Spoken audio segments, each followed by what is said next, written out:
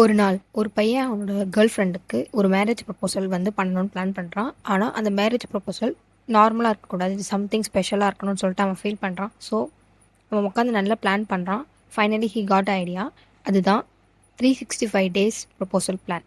அதாவது அந்த 1 இயரில் டெய்லி அவனோட கேர்ள் ஃப்ரெண்டுக்காக ப்ரப்போஸ் பண்ணி ஒரு வீடியோவாக ரெக்கார்ட் பண்ணணும்னு சொல்லிட்டு அவன் டிசைட் பண்ணுறான்.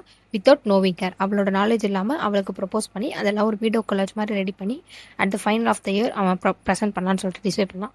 ஸோ ஃபர்ஸ்ட் டே அந்த பொண்ணு தூங்கிட்டு இருக்கும்போது அவளுக்கு தெரியாமல் அவன் வில் யூ மேரி மீ அப்படின்னு சொல்லிட்டு ஒரு போர்டை காமிச்சு ப்ரப்போஸ் பண்ணுறான். அதை அவன் வீடியோவாகவும் ரெக்கார்ட் பண்ணிக்கிறான்.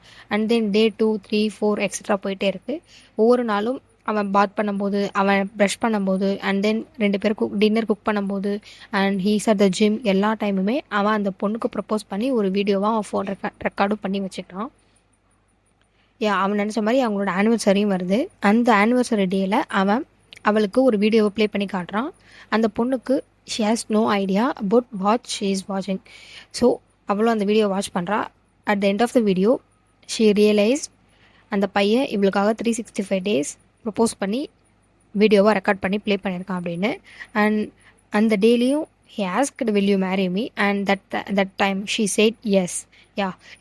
It's a beautiful love story. And அந்த பையன் பேர் பார்த்தீங்கன்னா அது வேறு யாரும் இல்லை, டீன். அண்ட் தென் அந்த பொண்ணோட பேர் ஜெனிஃபர் ஸ்மித். டீன் இந்த பையன்தான் இந்த பொண்ணுக்காக 365 டேஸ் ப்ரப்போஸ் பண்ணி ஒரு வீடியோ ரெக்கார்ட் பண்ணியிருக்கான். இந்த மாதிரி